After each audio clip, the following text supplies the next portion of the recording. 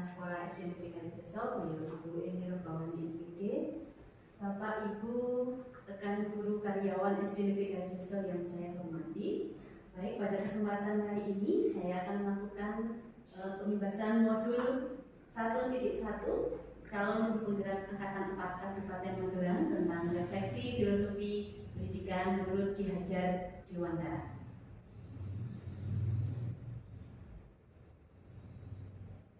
Dasar-dasar pendidikan Ki Hajar Dewantara. Yang pertama yaitu menuntun. Pendidikan adalah menuntut segala kekuatan kodrat yang ada pada anak-anak agar mereka dapat mencapai keselamatan dan kebahagiaan yang setinggi-tingginya baik sebagai manusia maupun anggota masyarakat. Nah, jadi menurut Ki Hajar Dewantara, kita sebagai pendidik itu harusnya menuntun. Pendidik itu hanya dapat menuntun tumbuh atau hidupnya kekuatan kodrat yang ada pada anak-anak agar dapat memperbaiki lakunya dan tumbuh kekuatan kodrat anak tersebut. Jadi pendidik itu tugasnya hanya menuntun tumbuh atau hidupnya kekuatan kodrat, bukan kita mencetak atau meminta anak untuk sesuai dengan apa yang kita kehendaki. Menuntun anak sesuai kodrat alam dan juga kodrat zamannya, karena pada dasarnya setiap anak itu terlahir sudah memiliki kodrat alamnya masing-masing. Kita sebagai pendidik bertugas untuk menebalkan garis yang dulunya sudah ada kodrat alamnya anak itu sebagai apa, kita tugasnya untuk menuntun itu dan juga memberikan anak bekal sesuai dengan kodrat zamannya. Kodrat alam adalah potensi yang dibawa anak sejak dari lahir, sedangkan kodrat zaman adalah peran serta guru dalam menuntut anak sebagai sesuai dengan kemajuan zaman.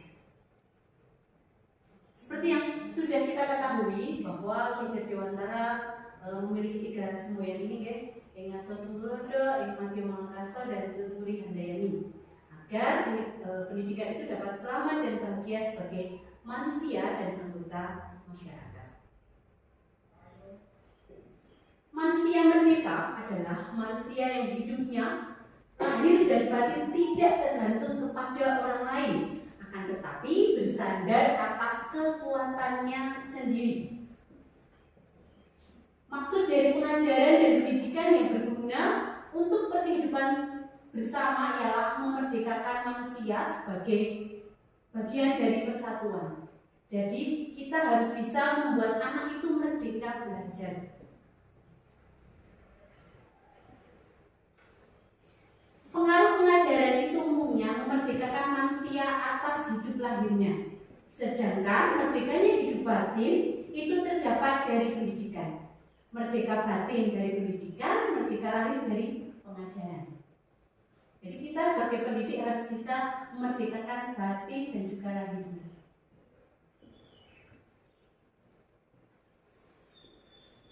Kodrat anak itu adalah bermain. Pikiran, perasaan, kemauan, tenaga atau cipta, rasa, karya, rasa dan bakat sudah ada pada diri anak. Nah, permainan anak dapat menjadi bagian pembelajaran di sekolah. Jadi, menurut Ki Hajar Dewantara, kita harus mengajak anak itu belajar sambil bermain. Supaya apa? Supaya anak tersebut bahagia dalam pembelajaran.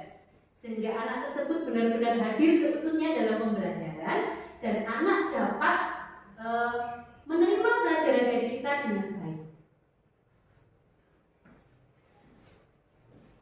Seperti contoh dulu waktu Ki Hajar Dewantara itu menggunakan permainan congklak. Congklak ini melatih matematika dan juga mengasah strategi pada anak. Kemudian gobak sodor ini di dalamnya terdapat nilai dan juga strategi.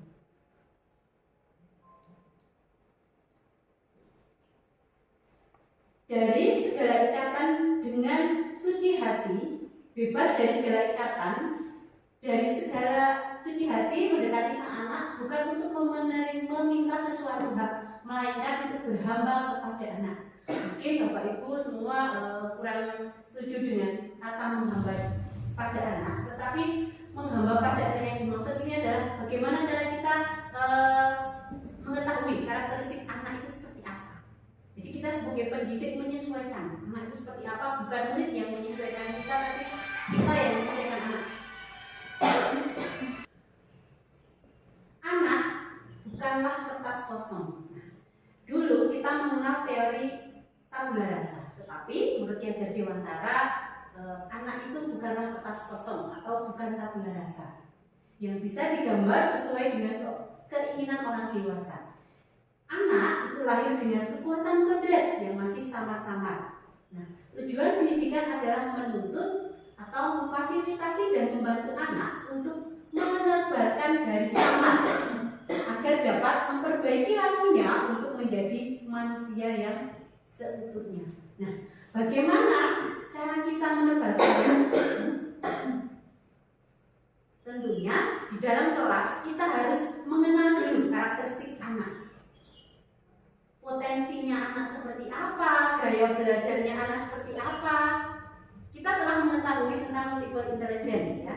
Sesuai gaya belajar anak-anak itu ada yang suka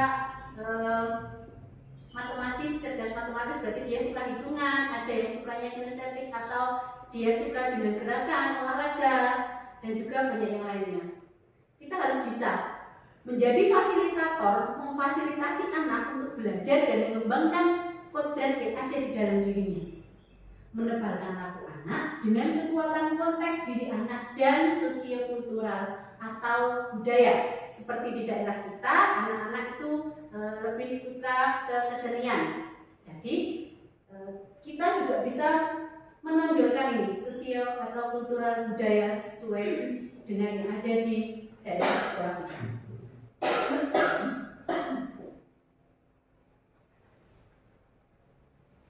Sehingga menimbulkan tenaga atau semangat. Jadi yang kita lakukan tadi itu akan menambah semangat anak dalam belajar. Kalau kita tahu minat anak itu seperti apa, yang minatnya di bakat seni, tarian misalnya, ya kita mencoba mensisipkan pembelajaran kita dengan kesenian, sehingga anak itu akan lebih bersemangat.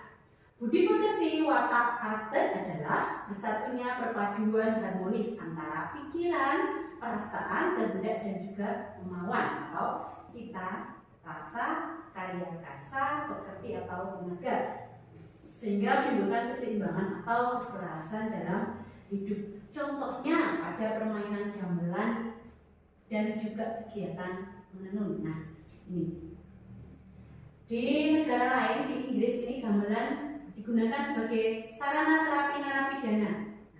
Karena gamelan itu kan membutuhkan kesabaran, membutuhkan olah pikir, olah rasa. Ya kan Mas Rai?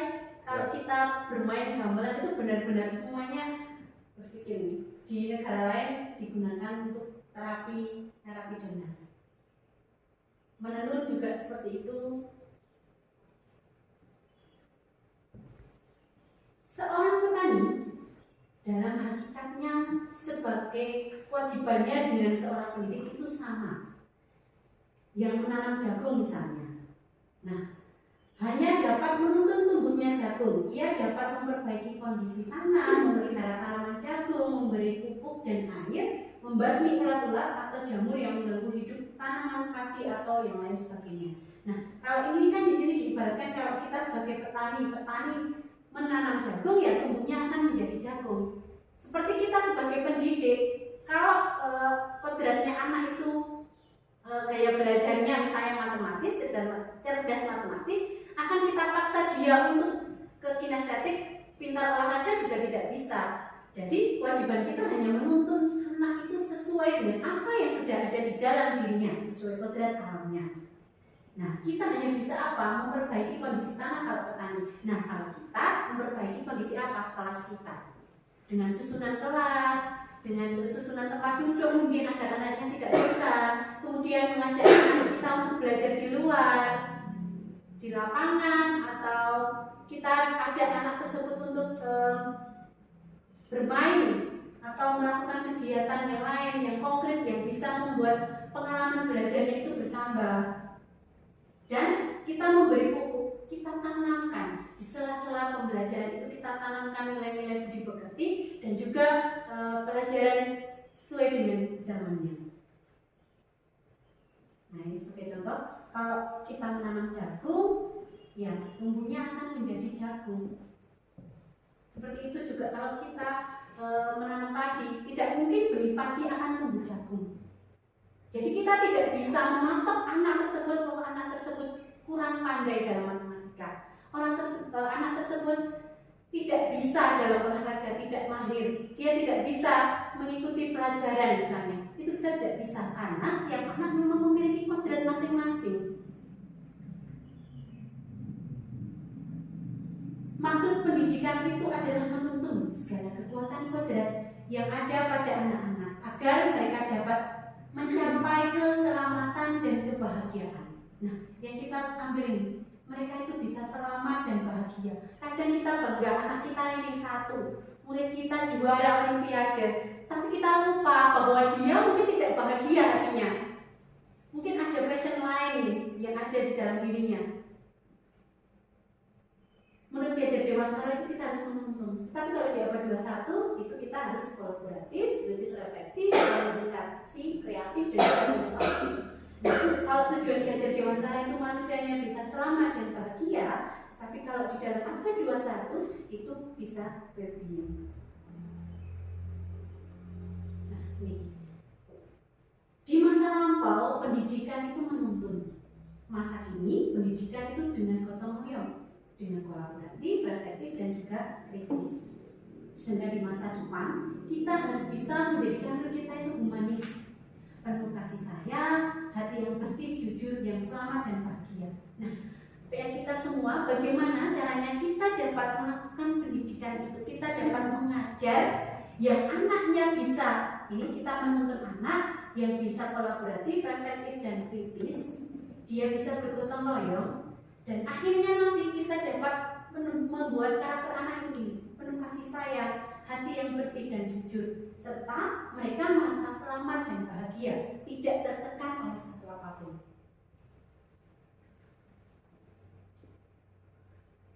Guru dan murid berkolaborasi untuk menginisiasi atau menciptakan kedalaman, rasa takjub dan kasmaran spiritual, intelektual, dan untuk mencapai keselamatan dan kebahagiaan sebagai manusia. Siswa dan guru merdeka belajar yang berkolaborasi bersama menggali dan mengembangkan potensi siswa dan mengakomodasi karakteristik masing-masing untuk mewujudkan student well-being. Itu adalah tujuan pendidikan kita di masa depan. Nah, ini seperti contoh aksi nyata yang pernah saya lakukan. Ini kita bermain di dalam kelas.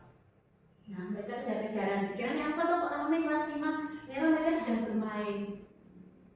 Nah, di sela-sela permainan ini saya sampaikan pelajaran, saya sisipkan pelajaran di situ. Ini anak-anak belajar di luar.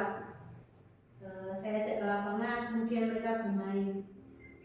Nah, ini permainan sederhana, masa kecil dulu saya, tapi di sini ada kekompakan di situ, karena mereka saya minta untuk kerja sama dengan tim dan mereka bahagia. Kalau anak itu bahagia, apapun yang kita sampaikan, hati dan pikiran mereka itu akan lebih mudah menerima. Nah, ini contoh ketika pembelajaran IPA, saya minta mereka untuk mengkreasikan apa yang mereka bisa, mungkin tidak sama. Maka saya ajar itu belajar untuk berani. Terima kasih. Itu dari modul 1, kemudian saya lanjutkan ke modul 2, 1.4 tentang budaya positif.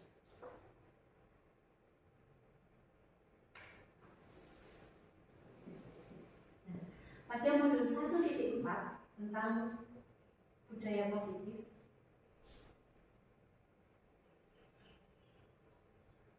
ini kita akan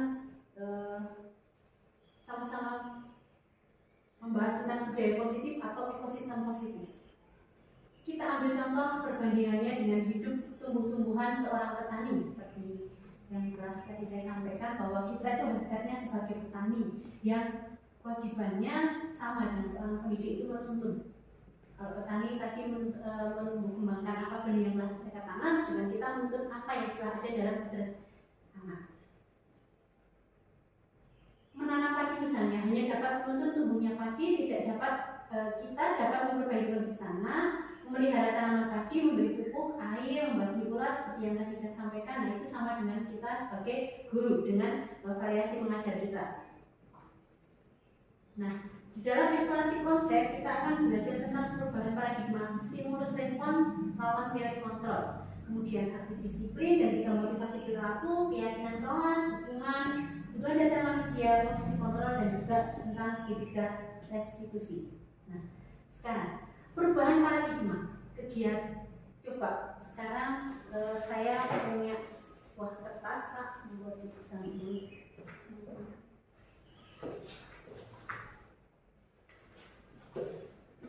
Coba robeklah kertas ini menjadi dua bagian. Kemudian bagian yang satunya kasihkan kepada pasangannya.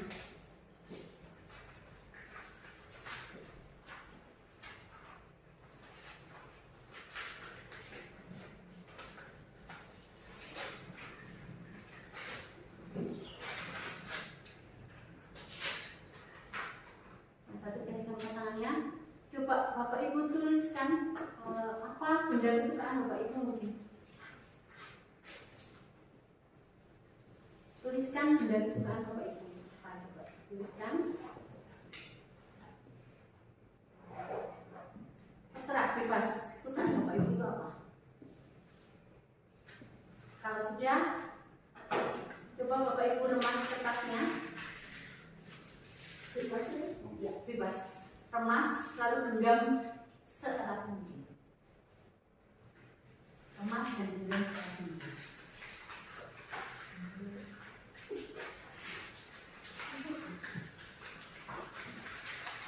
Sudah? Kalau sudah, coba kita meminta pasangan kita untuk memberikan genggamannya. Boleh tidak? Anggap barang ini adalah barang yang sangat Anda sukai, yang sangat berharga bagi Bapak Ibu.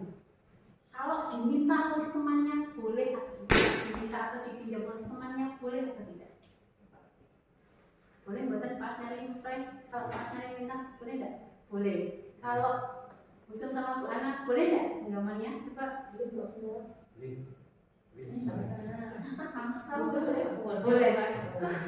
Boleh. Ada yang sudah bertukar. Nah, di sini ini ibarat sebagai ini. Bisa kita itu tidak bisa mengontrol seseorang, hanya cara kita mungkin ya. Tadi Bapak Ibu semua boleh tukaran, karena mungkin menurut Bapak Ibu nggak apa-apa lah ini dipinjam kita tukaran biar kita tahu apa kesukaan teman kita. Tetapi sebenarnya kita kan ada yang tidak boleh.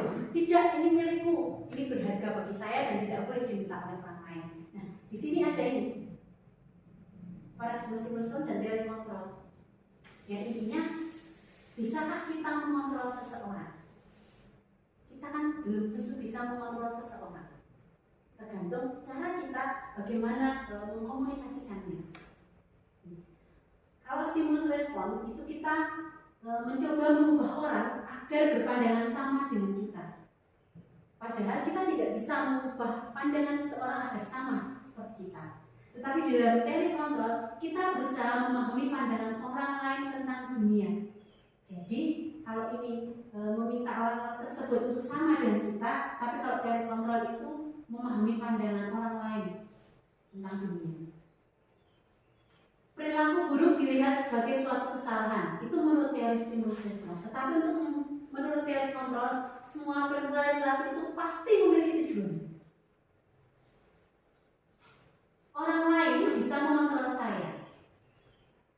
Tetapi kalau di teori kontrol, hanya Anda yang bisa mengontrol diri Anda sendiri. Saya bisa mengontrol orang lain, Anda tidak bisa mengontrol orang lain.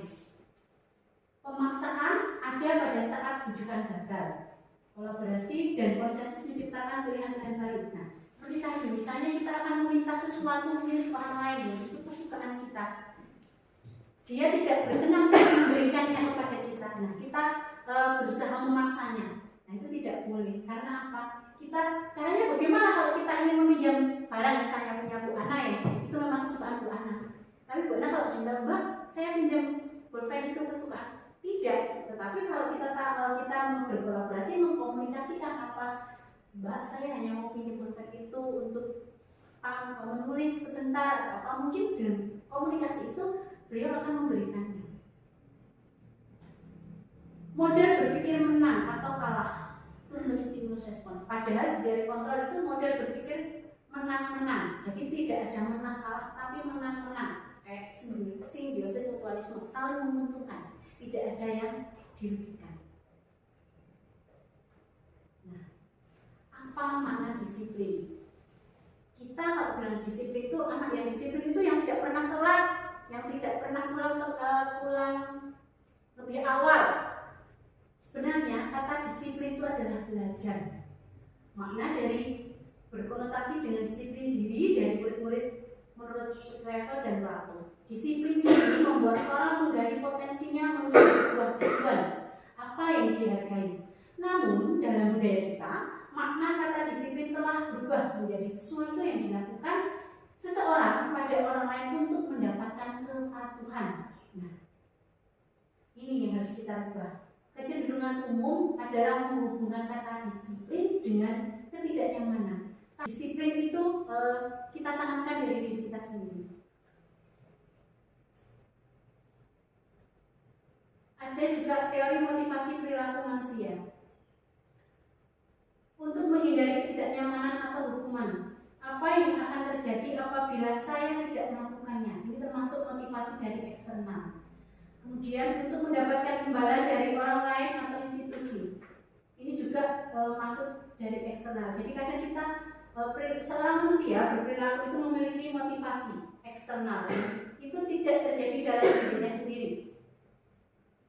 Untuk menghargai diri sendiri menjadi insan sesuai dengan harapan kita. Nah ini yang kita tuju. Motivasi internal tujuannya disiplin positif. Merdeka itu artinya tidak hanya terlepas dari perintah, akan tetapi juga cakap buat memerintah diri sendiri.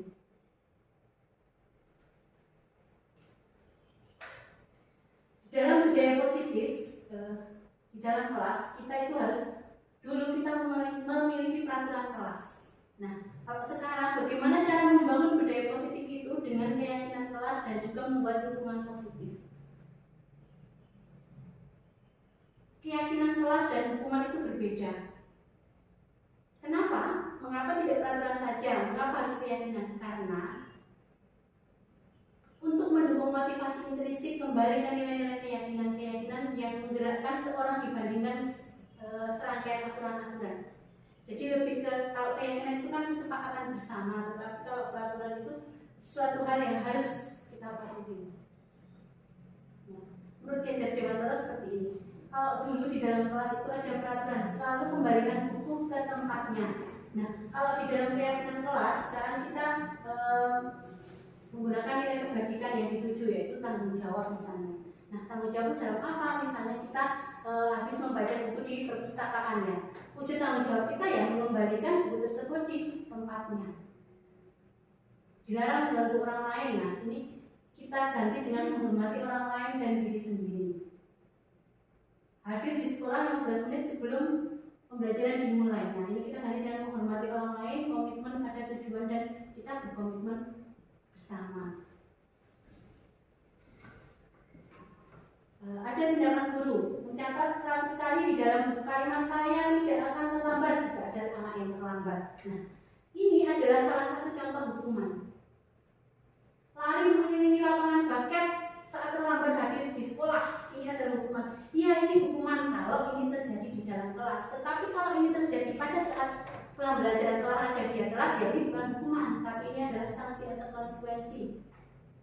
Jadi kita harus bisa menempatkan, misalnya kalau menghukum anak itu tidak boleh, tapi kita berikan sanksi yang membangun sesuai dengan konsekuensi apa yang telah dia lakukan. Misalnya, ya ini, kalau dia terlambat dalam pelajaran PJOK, kita suruh lari keliling lapangan basket 2 kali, Tidak apa-apa, karena apa? Mungkin tujuan kita itu untuk pemanasan, karena tadi dia terlambat, tidak itu pemanasan, bukan lagi sebagai hukuman. Tetapi kalau di dalam kelas, ketika dia terlambat masuk kelas, lalu kita hukum dia berlari, itu termasuk sebuah hukuman, karena pembelajaran kita sedang tidak dalam bentuk olahraga. Perbedaan hukuman dan juga sanksi atau konsekuensi. Sesuatu yang menyakitkan harus terjadi. Itu kalau hukuman. Tetapi kalau sanksi itu sesuatu harus terjadi. Memang sesuatu itu harus terjadi, seperti tadi contoh pada pembelajaran olahraga, anak disuruh terlambat, disuruh lari lapangan basketball. Memang itu terjadi karena itu tujuan kita untuk pemanasan, bukan untuk sebuah hukuman. Anak membenci kedisiplinan. Anak menghargai disiplin. Jadi anak itu tidak benci dengan disiplin, tapi mereka akan lebih menghargai dengan disiplin. Kalau hukuman itu sifatnya paksaan, tetapi kalau konsekuensi itu stimulus atau tanggapan. Jadi suatu hal yang harus dia dapatkan karena perbuatannya. Kita kalau di hukuman itu kan ada konsep diri yang buruk, tetapi tidak ini konsep diri yang baik kalau di dalam sanksi dan konsekuensi. Nah, setiap manusia itu memiliki 4 kebutuhan dasar survival. Yang pertama, cinta kasih yang diterima, kemudian penguasaan, kesenangan, dan juga kebebasan. Jadi setiap diri anak itu memiliki 4 kebutuhan dasar ini. Setiap kita manusia itu memiliki 4 kebutuhan dasar ini yang harus terpenuhi. Kebutuhan dasar ini. Contohnya ini, ibu guru bilang aku tidak boleh bersenandung sewaktu mengerjakan tugas, katanya. Katanya kelas harus tenang, tidak ada suara, padahal kan aku suka dan senang menyanyi. Kalau ini anak tersebut membutuhkan apa ini? Kebutuhan dasar manusia seperti apa ini? Tadi tentang senang apa? Anak tersebut senangnya. Kalau ini ibu guru tidak menyapaku hari ini, padahal aku pakai jepit baru, jepit rambut baru. Berarti dia butuh apa?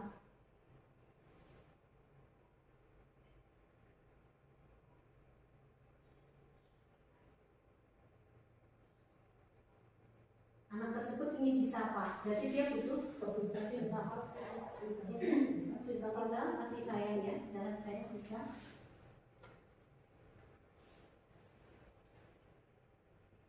Aku bosen, masa belajarnya cuma gitu-gitu aja, dengerin ibu guru aja.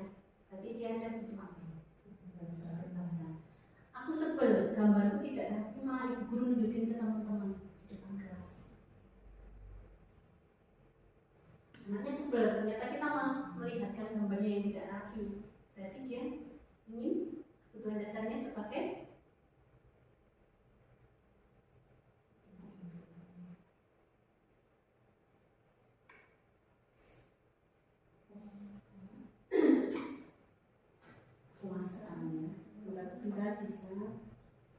penguasaan bisa karena dia sedang malu karena gambarannya jelek. Nah, ada 5 posisi kontrol.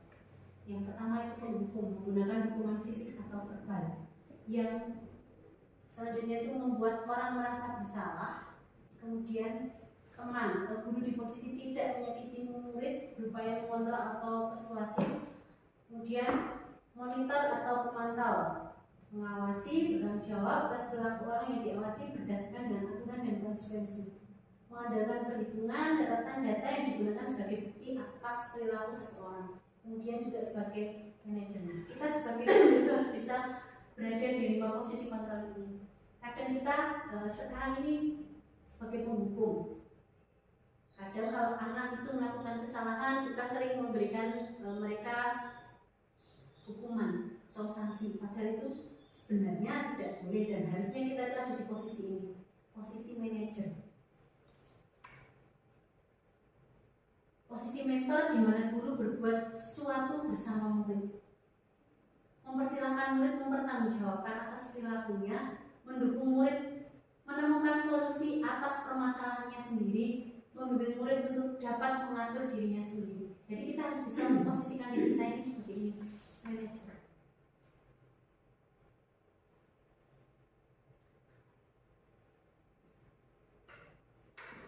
Nah, ada nada dan juga suara kita di dalam kelas ternyata sangat berpengaruh. Nah, kalau dalam kata-kata itu hanya 10% pesan yang dapat diterima oleh siswa. Sedangkan kalau menggunakan nada suara itu bisa 35%. Nah, kalau non-verbal atau bahasa tubuh itu bisa 55%. Jadi, apa yang kita lakukan di dalam kelas, di depan kelas itu berpengaruh dari kata-katanya, nada suaranya, gerakan atau bahasa tubuh kita di dalam kelas itu ternyata sangat berpengaruh. Seperti yang sering dicontohkan oleh ibu. Nah, ibu tidak pernah meminta anak-anak untuk mengambil sampah, tapi ibu selalu melakukannya. Nah, itu contoh yang baik. Anak-anak akan lebih meniru bahasa tubuh ibu yang mengambil sampah dan memasukkan tong sampah daripada kita bilang, Mas, sampai lho, oke, masukkan tempat sampah. Itu adalah contoh yang sangat baik. Nah, kegiatan dan nada suara ada 4 ini sebagai penghubung. Mungkin kalau kita, kamu tidak mengerjakan PR, silakan kamu berdiri di depan kelas. Nah, itu adalah nada kita, nada suara kita sebagai penghubung, lebih keras. Kadang kita juga memposisikan diri kita sebagai membuat orang lain merasa bersalah. Kita tanya, kenapa kamu tidak mengerjakan PR? Kita buat dulu anak tersebut merasa bersalah. Ya Bu, saya kemarin begadang, melayang atau dan lain sebagainya. Terus kita juga bisa memposisikan diri sebagai teman. Bagaimana kita tuh menjadi teman anak tersebut. Dan juga sebagai pemantau atau manajer. Nah, ini yang paling penting. Kita harus belajar bersama bahwa kita bisa menjadi pemantau atau manajer bagi anak-anak. Tidak hanya sebagai penghubung. Nah, apa itu restitusi? Restitusi adalah proses menciptakan kondisi bagi murid untuk memperbaiki kesalahan mereka, sehingga mereka bisa kembali pada kelompok mereka dengan karakter yang lebih baik. Jadi jika ada anak yang bersalah, itu kita usahakan menggunakan teknik restitusi, supaya mereka nanti setiap mereka melakukan kesalahan itu setelahnya karakternya akan lebih kuat, tidak merasa minder. 9 ciri restitusi itu bukan untuk menebus kesalahan, namun untuk belajar dari kesalahan. Jadi kalau anak itu tidak mengerjakan PR, bukan karena dia salah tidak mengerjakan PR, tapi dia harus belajar dari kesalahannya. Memperbaiki hubungan, memberikan tawaran bukan paksaan. Lalu, misalnya anak tidak mengerjakan PR, lalu apa yang akan kamu lakukan? Misalnya, ya Bu, saya akan mengerjakan PR ini, dan besok berjanji tidak akan mengulangi. Nah, harus ada komunikasi antara guru dan siswa. Restitusi menuntut untuk melihat ke dalam diri. Restitusi mencari kebutuhan dasar yang mendasari tindakan. Restitusi diri adalah cara yang paling baik. Restitusi fokus pada karakter, bukan tindakan. Jadi yang kita fokuskan adalah bagaimana membangun karakter anak yang tadi melakukan kesalahan sehingga dia bisa menyadari kesalahannya dan mau berubah dari dirinya sendiri, bukan karena tindakan kita untuk dia suruh berdiri atau yang lainnya, tapi kita benar-benar menyadarkan diri. Restitusi fokus pada solusi. Restitusi mengembalikan murid yang berbuat salah pada kelompoknya. Jadi setelah kita tahu alasannya, kita berbincang-bincang tahu apa yang dia harus lakukan, apa yang dia harus perbaiki. Setelah itu dia kembali ke teman-temannya itu tanpa rasa minder, percaya dirinya tetap. Dalam segitiga restitusi itu ada 3 tindakan. Yang pertama itu adalah validasi tindakan yang salah, kemudian menanyakan keyakinan dan menstabilkan identitas. Nah, cara untuk memvalidasi tindakan yang salah itu dengan ini, kita bisa bertanya, kamu tentu punya alasan mengapa kamu melakukan itu. Kita tanya dulu alasan anak tersebut melakukan kesalahan itu apa. Kemudian, adakah cara yang lebih efektif untuk mendapatkan apa yang kamu butuhkan? Nilai-nilai apa yang telah kita sepakati. Kemudian kamu yang ingin menjadi orang, kamu ini ingin menjadi orang yang seperti apa. Kita tanyakan kembali tentang keyakinan-keyakinan yang mungkin sudah Bapak Ibu buat di dalam kelas. Setelah itu baru kita menstabilkan identitasnya. Kita berikan penjelasan bahwa setiap orang itu pasti pernah melakukan kesalahan, dan kamu bukan satu-satunya yang pernah melakukan kesalahan ini. Misalnya kita memberikan contoh teman-teman yang lain yang pernah melakukan kesalahan supaya dia tidak minder seperti itu. Nah, ini ada sebuah intervensi 30 detik, cukup singkat, tetapi pertanyaan ini lebih reflektif ke diri sendiri. Apakah kamu ingin berbuat lebih baik? Nah, dari terutama saya sendiri, dari apa sertifikat studi yang telah saya pelajari ini, yang telah saya pelajari ini benar-benar dari hati saya ingin belajar memperbaiki diri. Bagaimana kalau anak itu melakukan kesalahan, kita bisa benar-benar melakukan segitiga restitusi dengan baik. Nah, ini adalah contoh segitiga restitusi yang saya lakukan.